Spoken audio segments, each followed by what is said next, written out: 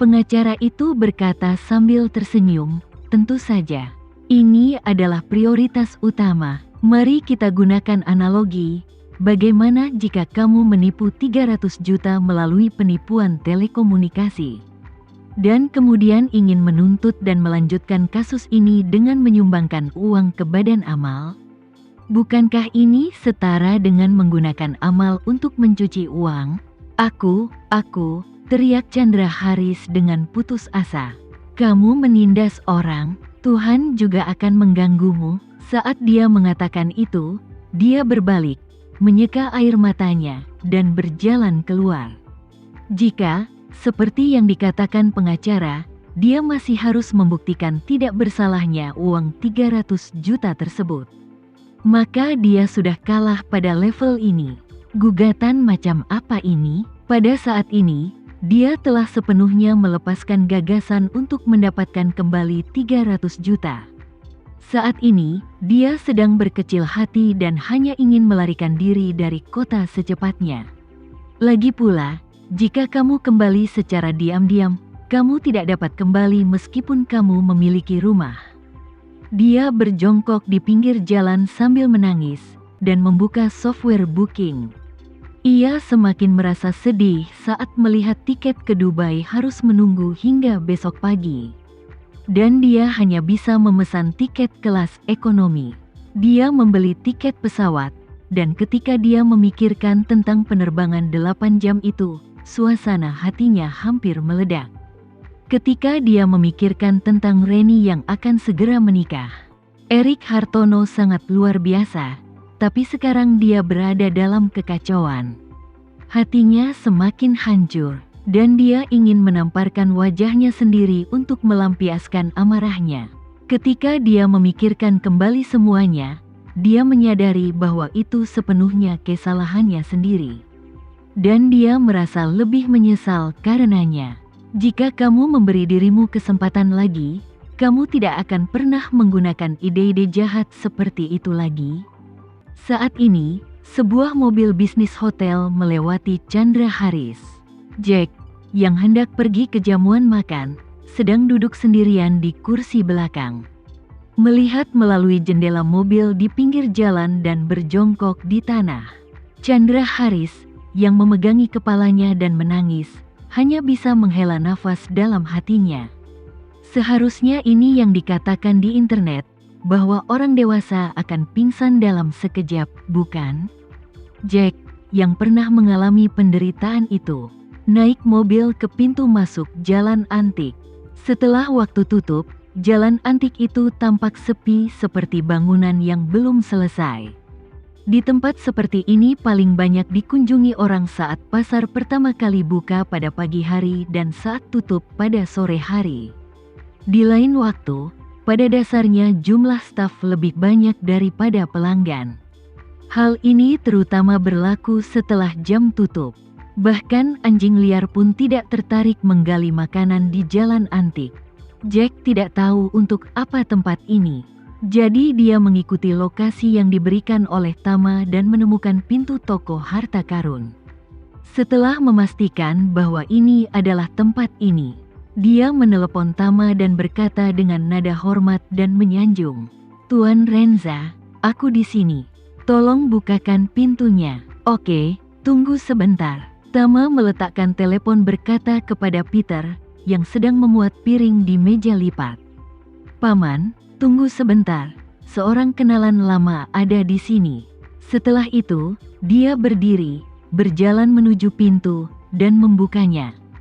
"Tuan Renza." Melihat Tama, Jack tersenyum di seluruh wajahnya, mengulurkan tangannya dengan antusias. Dan berkata dengan sangat sopan, "Mengapa kamu tiba-tiba mengundang aku ke sini? Apa kamu punya instruksi?" Tama tersenyum dan berkata, "Aku tidak punya instruksi apapun. Ngomong-ngomong, aku memintamu untuk datang minum-minum dan bertemu teman lama." Jack tersenyum dan berkata, "Aku hanya mengenal kamu sebagai teman aku di Jakarta. Dan sepertinya aku tidak mengenal orang lain." Tama tersenyum dan berkata, "Kamu akan tahu kapan kamu masuk." Setelah itu, dia mempersilakan Jack masuk.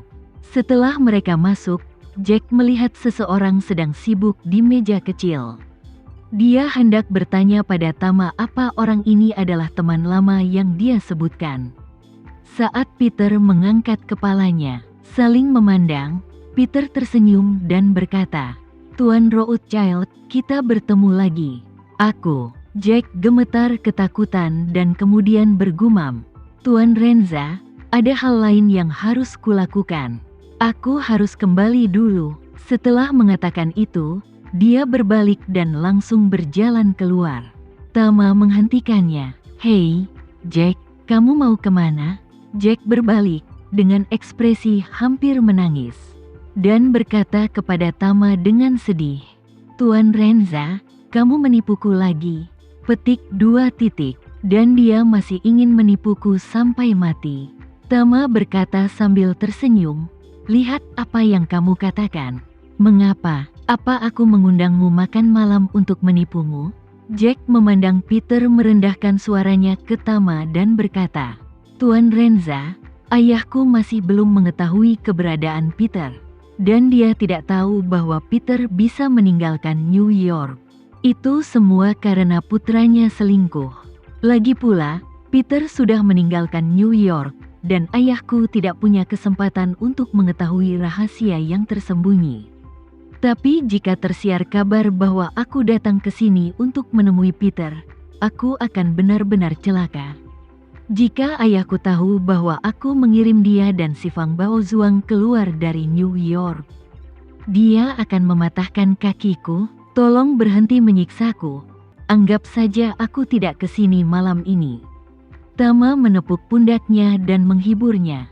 "Jangan khawatir, Jakarta adalah wilayahku. Apa yang terjadi ketika kamu berada di sini tidak dapat disebarluaskan, apalagi di telinga orang tua itu." Setelah mengatakan itu, Tama berkata lagi, "Kita juga teman lama. Apa aku masih bisa menipumu?" Jack bertanya padanya dengan wajah sedih. "Tuan Renza, kamu sudah cukup menipuku. Jika bukan karena pemberianmu, aku akan menjadi kepala keluarga sekarang." Tama tersenyum dan berkata, "Kamu tidak bisa menyalahkanku untuk ini. Jika kamu menyalahkanku, kamu terlalu pendiam. Katakan saja padaku bahwa kamu tidak ingin orang tuamu hidup terlalu lama dan ingin mengambil alih sebagai kepala keluarga secepat mungkin. Bagaimana aku bisa meminta Sofia mengirimkan obat? Kuncinya adalah kamu harus memberitahuku. Bagaimana aku bisa tahu kalau kamu tidak memberitahuku?" Dia sangat ketakutan sehingga dia melambaikan tangannya dan berkata, "Tidak, tidak, tidak, tidak. Tuan Renza, tolong jangan katakan itu. Aku tidak pernah bermaksud seperti itu. Sebagai seorang anak, aku tentu berharap ayah aku sehat dan panjang umur. Bagaimana mungkin aku tidak ingin dia hidup terlalu lama?" Tama bertanya balik, "Lalu mengapa kamu mengatakan bahwa aku sering menipu?" Aku. Jack tidak tahu harus menjawab apa untuk beberapa saat. Jadi dia hanya bisa berkata dengan depresi, "Ya, aku tidak terlalu ketat dengan kata-kata aku. Aku menariknya kembali." Tama mengangguk, "Kalau begitu aku akan memberimu kesempatan untuk melakukannya lagi." Jack tidak begitu mengerti dan buru-buru bertanya, "Bagaimana dengan lagi?" Tama menepuk pundaknya lagi dan berkata sambil tersenyum, "Kita sudah saling kenal untuk waktu yang lama. Apa aku masih bisa menipumu? Sekarang giliranmu." Jack mengerti maksud Tama dan mengumpat dalam hati dengan sedih. "Kamu tidak hanya mencoba menipuku hingga mati? Jika mereka tahu aku datang ke Jakarta untuk bersenang-senang bersama kalian berdua, terutama Peter, posisi aku sebagai pewaris pasti akan hilang. Kamu bersikeras untuk menyeretku ke bawah." Namun, meski dia dipenuhi dengan ketidakpuasan, dia tidak berani berbicara saat ini. Dia hanya bisa gigit jari dan berkata, kamu tidak bisa, Tuan Renza, kamu tidak boleh menipu aku."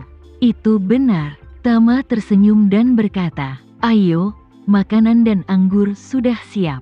datang dan minum bersama. Ini, aku. Jack panik dan berbalik setengah lingkaran ke kiri dan setengah ke kanan sebelum berhenti untuk berbicara.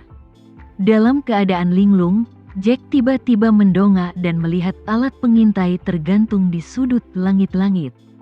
Dia segera tahu bahwa dia sedang dimanipulasi oleh Tama lagi hari ini.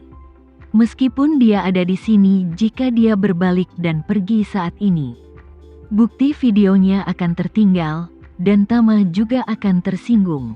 Lebih baik keluar semua dan tinggalkan videonya. Dan setidaknya jaga Tama baik-baik dulu.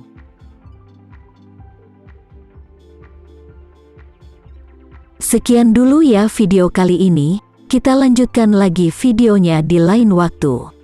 Oh iya, bagaimana menurut kalian? Semoga bisa sedikit menghibur kalian semua. Untuk teman-teman yang baru nonton, jangan lupa subscribe ya, hehehe. Dan kalau teman-teman ada yang ingin gabung langganan, bisa langsung gabung saja untuk dapat fitur yang menarik dan sedikit membantu Mimin. Terima kasih banyak sudah menonton, sampai jumpa lagi, bye.